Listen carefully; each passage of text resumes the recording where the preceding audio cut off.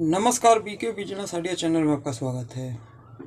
मैंने आप लोगों से कहा था कि मैं लिक्विड डिटर्जेंट का पूरा सीरीज चलाऊंगा और उसमें आपको बताऊंगा मैं कि किस किस रॉ मटेरियल का क्या क्या काम होता है। तो पिछले वीडियो में हमने एसएलएस लिक्विड के बारे में जाना, बहुत ही सरल भाषा में, सिंपल भाषा में आप लोगों को समझ में आया होगा। इस वीडियो में हम बात करेंगे कास्टिक सोडा के बारे में। चैनल को लाइक कर दे, सब्सक्राइब कर दे, बेल आइकन घंटी दबा दे, जिससे कोई भी वीडियो बना आपके पास तुरंत पहुंच सके। देखिए, अगर आपको कोई भी प्रोडक्ट बनाना है जिसमें आपको एसी डिस्टिलरी यूज करना है, एसी डिस्टिलरी जिसमें आपको यूज करना है उसमें आपको कास्टिक सोडा यूज करना ही होगा। क्योंकि देखिए, एसी डिस्टिलरी न्यूट्रलाइज होता है कास्टिक सोडा से। समझ में आ गया। अब सवाल यहाँ पर यह आता है कि हमें कितना मात्रा में यूज करना चाहिए। तो देखिए, अलग अलग प्रोडक्ट के लिए अलग अलग आप कास्टिक सोडा मात्रा यूज कर सकते हैं। जैसे अगर आप लिक्विड डिटर्जेंट बनाते हैं तो आप किस क्वालिटी का बनाते हैं, यहाँ पर सवाल यह भी होता है कि किस क्वालिटी का बनाते हैं। जैसे मान लीजिए आपने अगर 1 kg वाटर लिया तो आप उसमें 20 ग्राम भी यूज कर सकते हैं, 30 ग्राम भी यूज कर सकते हैं, मतलब 100 ग्राम 200 ग्राम तक आप यूज कर सकते हैं लिक्विड डिटर्जेंट में। अगर आप डिटर्जेंट पाउडर में यूज करते हैं तब आप वाटर का मात्रा जितना लेंगे उतना आपको कास्टिक सोडा, जैसे आप 1 kg वाटर ले रहे हैं तो आपको 1 kg ही कास्टिक सोडा लेना होगा। क्योंकि देखिए, हमें इसे पाउडर फॉर्म में बनाना है।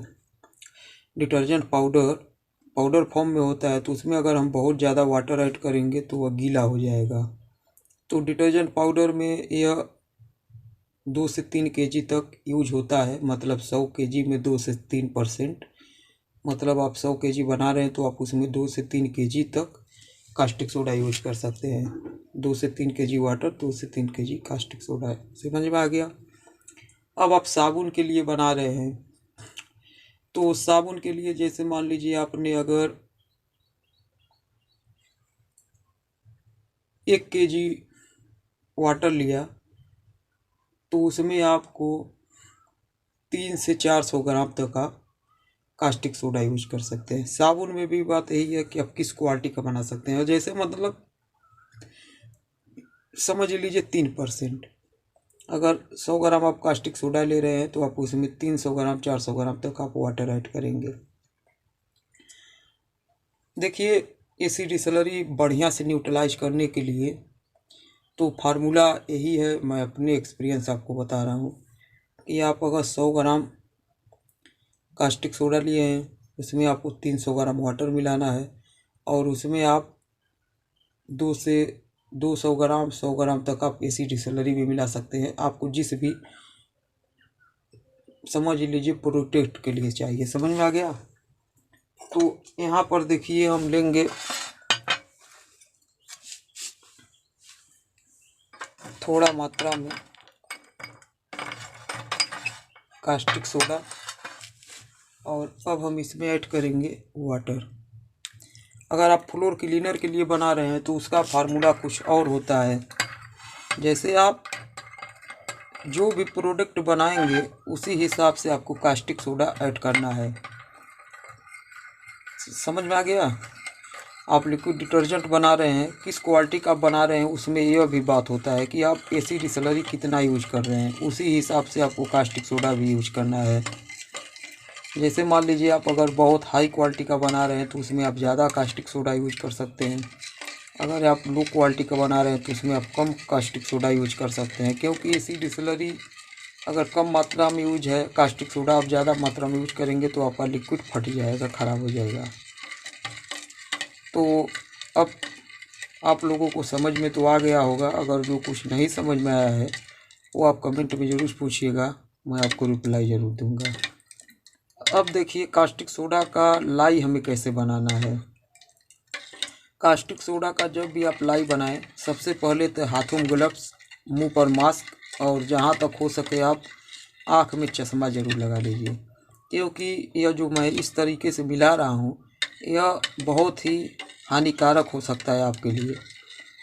क्योंकि देखिए हम लोग तो हैं, मैं हूँ, तो हम हमेशा इसका यूज करते हैं। मतलब हर दिन आप लोगों के लिए वीडियो भी बनाता हूँ। मैं अपना जो भी प्रोडक्ट बनाता हूँ उसमें भी कास्टिक सोडा यूज होता है, जैसे liquid detergent, Surf detergent powder. तो मेरा जो है एक्सपीरियंस हो गया है। मैं ग्लव्स नहीं पहनता हूँ, क्योंकि अगर यह मुझे लग भी जाता है तो इतना, देखिए जैसे किसी चीज़ का आदत लग जाता है, समझ में आ गया। अब आप अगर इस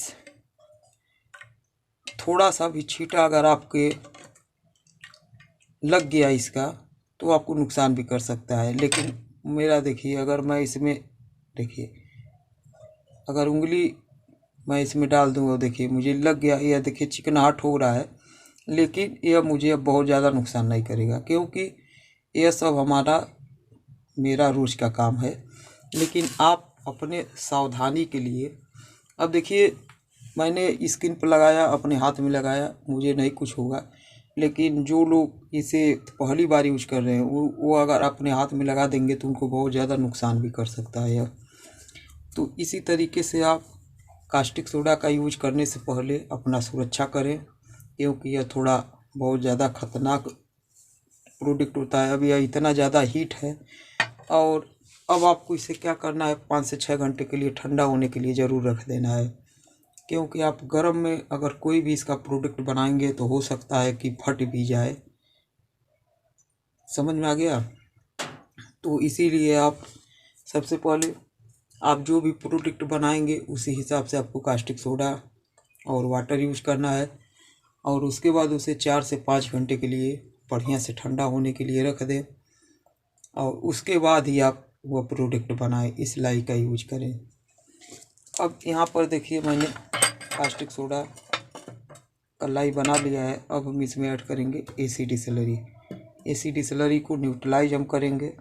तो देखिए अगर आप कास्टिक सोडा और एसिड स्लरी को न्यूट्रलाइज कर रहे हैं तो आपको एक बैग इसमें नहीं डाल देना है, आपको थोड़ा थोड़ा करके इसमें ऐड करना है एसिड स्लरी। देखिए इस तरीके से, देख पा रहे हैं आप, इस तरीके से आपको ऐड करना है।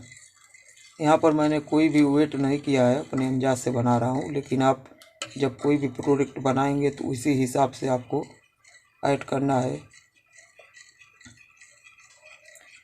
देखिए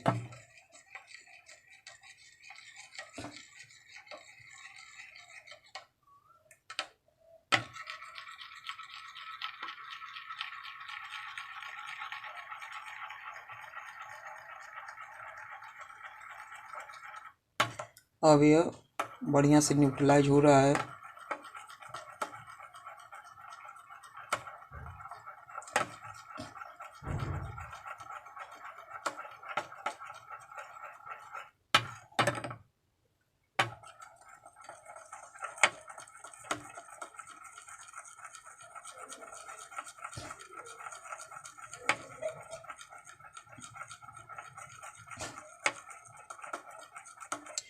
देखिए यह एसिड स्लरी अब इससे न्यूट्रलाइज हो गया बढ़िया से। जब आप इसे 1 से 2 घंटे के लिए रखेंगे तो यह एकदम बढ़िया से हो जाएगा ट्रांसपेरेंट, समझ में आ गया। अब सवाल ये आता है कि हम एसिड स्लरी और किस रॉ मटेरियल से न्यूट्रलाइज कर सकते हैं। तो देखिए मैं तो कास्टिक सोडा का भी यूज करता हूँ और सोडियम मेटासिलिकेट का भी यूज करता हूँ, क्योंकि सोडियम मेटासिलिकेट से भी एसिड स्लरी बढ़िया से न्यूट्रलाइज हो जाता है। लेकिन वह थोड़ा कम पावर का होता है, कास्टिक सोडा बहुत ज़्यादा पावर का होता है। तो आप अगर लिक्विड डिटर्जेंट बना रहे हैं तो आप यूज तो कर सकते हैं सोडियम मेटासिलिकेट का भी, लेकिन उसका पावर थोड़ा कम है। हाँ, उसका पावर अगर आपको बढ़ाना है तो उसमें आपको एसिड स्लरी मात्रा ज़्यादा बढ़ाना होगा। देखिए सोडियम मेटासिलिकेट से जल्दी एसिड स्लरी नहीं फटता है, लेकिन कास्टिक सोडा से अगर आप थोड़ा सा भी कम बेसी किए इसका तो यह फट जाएगा। तो यही सब आपको जानकारी देना था। मैं आपको बहुत ज़्यादा थ्योरी वाला बात नहीं बताऊंगा कि इसका है ए है ओ है, इसका मतलब नहीं है। आपको सादा सिंपल भाषा में, अगर आप कहीं भी जाते हैं कास्टिक सोडा लेने तो आप बस दुकानदार से कह देंगे कास्टिक सोडा मुझे चाहिए, 60 से 70 रुपये केजी का आपको मिल जाएगा। इसका रेट भी थोड़ा अप डाउन होता है, कहीं कहीं पर ज़्यादा होता है, कहीं पर कम होता है, तो आप अपने हिसाब से देख लीजिए। समझ में आ गया? सीधा सीधा बात यही है कि अगर हमें एसिड डिसलरी किसी भी प्रोडक्ट में अगर हम यूज करते हैं तो एसिड डिसलरी को न्यूट्रलाइज करने के लिए हमें कास्टिक सोडा का यूज करना होगा। और अगर कास्टिक सोडा का आप यूज नहीं करेंगे तो आपको सोडियम मेटासिलिकेट का यूज करना होगा। बस यही आपको सादा सिंपल भाषा में जानकारी होना चाहिए कि हमें एसिड डिसलरी को न्यूट्रलाइज करने के लिए कास्टिक सोडा या सोडियम मेटासिलिकेट का यूज करना है। समझ में आ गया?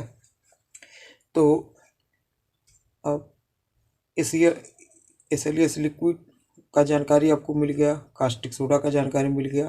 अब अगले वीडियो में हम कोई और रॉ मटेरियल के बारे में बात करेंगे। वीडियो पसंद आया हो तो चैनल को लाइक कर दें, सब्सक्राइब कर दें, बेल आइकन घंटी दबा दें, जिससे कोई भी वीडियो बना आपको पास तुरंत पहुंच सके। वीडियो देखने के लिए धन्यवाद, नमस्कार।